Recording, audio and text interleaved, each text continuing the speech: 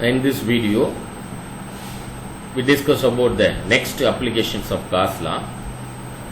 Electric field due to two parallel charged infinite sheet. So last video we discussed single sheet. Here we placed electric field due to two parallel charged infinite sheet. So one sheet it has the positive charge equally distributed the positive charge throughout the sheet, and another one sheet has a negative charge equally distributed. So consider the two infinitely large charged plane sheet with equal and opposite charges. The point P1, P2 and P3 which is placed in a different position.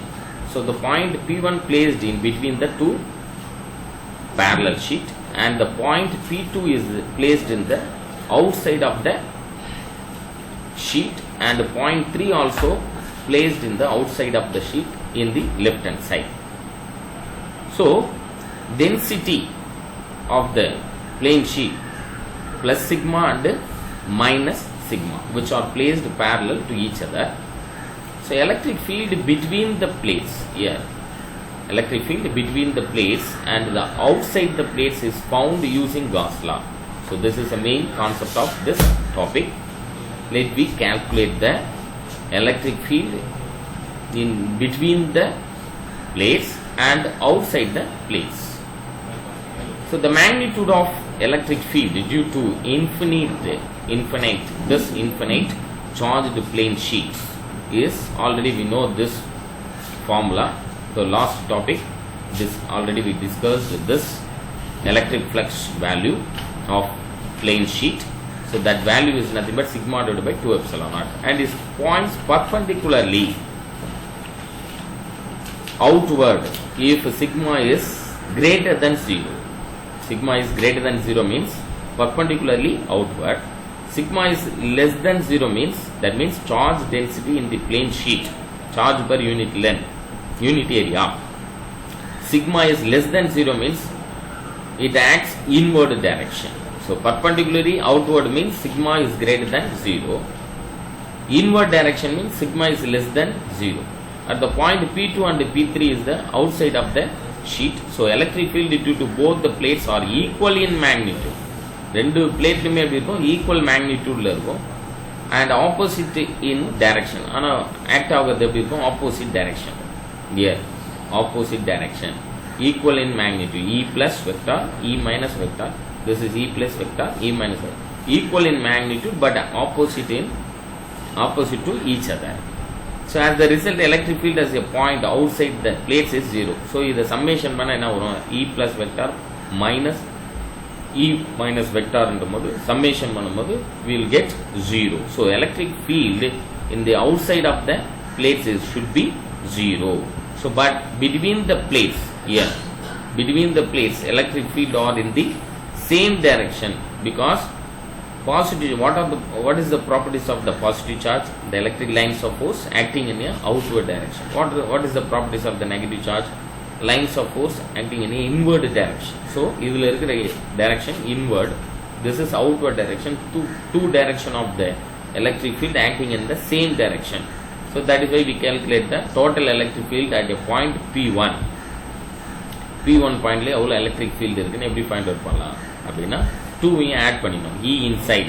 So sigma divided by 2 epsilon naught for the positive charged plate plus sigma divided by 2 epsilon naught for the negative charged plate. So sigma divided by 2 epsilon naught plus sigma divided by 2 epsilon naught is nothing but sigma divided by epsilon naught. So the direction of the electric field between the plates is directed from positively charged plate to negatively charged plates and is uniformly everywhere between the plates. இங்க என்ன சொல்றாங்க, யூனிஃபார்மா இது என்ன ஆகுது, distribute ஆயிருக்குது, அதனால electric field act from positive to the negative. So that is why the electric field value inside the plates is sigma divided by epsilon naught. Then the fourth point is electric field due to a uniformly charged spherical shell. So let me consider the spherical shell. The point which is placed in the outside the shell and on the sphere and inside the sphere. There are three cases. So outside the sphere means what is the value of electric field, then on the sphere means what is the value of electric field, and inside the sphere, the point which is placed inside the sphere means what is the electric field. So first, electric field due to uniformly charged spherical shell. Here uniformly charged spherical sphere of the radius, it is represent capital R. Radius is represent capital R. Then the point which is placed on the sphere or outside the sphere or inside the sphere means it is represent small r. So that is the distance between the midpoint to point P. It is represent small r. So now case 1, at a point outside the shell, that means R is greater than capital R. Small r is greater than capital R. So what is the value of electric field? So let us choose a point P outside the shell at a distance of R, distance R from the center. Here, distance R from the center. So what is the electric field value? So here Q, that the charge Q is greater than 0. This is very very important objective type question, children. Please note it down. Hence, the electric field must point radially outward if Q is greater than 0 and point radially inward if Q is less than 0. That means charge is uniformly distributed on the surface of the sphere. In this condition, electric field must point radially outward if Q is greater than 0. Q, the charge value is greater than 0 means electric field acting in a outward direction, radially outward direction. Why we called radial? Because this line is represent radius. So that is why the force is called as a radial force. So in the line வந்து radius mention பண்றதுனால அந்த force என்ன சொல்றோம், radial force.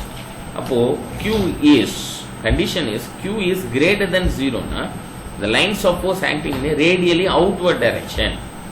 Maybe Q is less than 0 means the lines of force acting in the radially inward direction. So this is very important objective type question, children. Please note it down.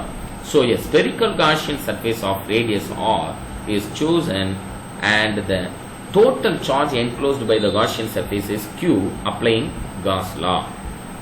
Now what is the formula for this sphere means already we know this formula for the electric flux line integral of Gaussian surface. E vector dot dA vector is equal to Q divided by epsilon naught. Now the equation becomes E is the constant. So constant we cannot integrate at the constant term. E line integral of dA is equal to Q by epsilon naught. So integration of dA is nothing but total area of the Gaussian surface. That means sphere. Total area of the sphere is nothing but 4 pi r square. So here line integral dA vector is replaced as the 4 pi a square because dA, integration of dA is nothing but a, area of the sphere. So here E into line integral of dA is nothing but 4 pi r square is equal to Q by epsilon naught. Now E 4 pi r square is equal to Q by epsilon naught. The equation, rearrange this equation, we get E is equal to 1 by 4 pi epsilon naught into Q by r square. So this is very very important formula for your 2 mark problem as well as the 3 mark problem, children. Please note it down. So in vector form, the same term it will be writing in vector form. E vector is equal to 1 by 4 pi epsilon Q by r square into r cap. So another one important objective type, please note it down. The electric field is radially outward if Q is greater than 0 and radially inward if Q is less than 0. So from the, we infer that the electric field at a point outside the shell will be the same as if the entire charge is concentrated at the center of the spherical shell. அப்போ outer side ல இருக்கிற பாயிண்ட்ல electric field எப்படி இருக்கும், சேமா இருக்கும் for all the points. எல்லா பாயிண்ட்ஸ்லயுமே சேமா தான் இருக்கும். Why? Because this is the sphere shape. Sphere shapeல எந்த பாயிண்ட்ல நீங்க வச்சாலும் electric field எப்படி இருக்கும், சேமா இருக்கும். Because radius, distance வந்து சேமா இருக்கிறதுனால electric field இனுடைய value also same. This is also one important objective type question, children. So similarly, result is observed in gravitation for gravitational force due to a spherical shell with mass m. Then case B, at point on the surface, spherical shell R is equal to capital R. Here on the surface la vechrom, on the surface la vechona capital R small r எப்படி இருக்கும் ஈக்குவலா இருக்கும். So capital R is equal to small r. So electric field at a point on the spherical shell R is equal to capital R is given by same formula தான் repeat ஆகும் because equal தான் electric field distribute ஆகும் on the sphere ல. So on the sphere spherical shell ல small r square மட்டும் எப்படின்னா can be replaced as capital R square because small r is equal to capital R. So E vector is equal to Q by 4 pi epsilon naught capital R square into R cap. The next case is at a point inside the spherical shell. That means R is less than capital R.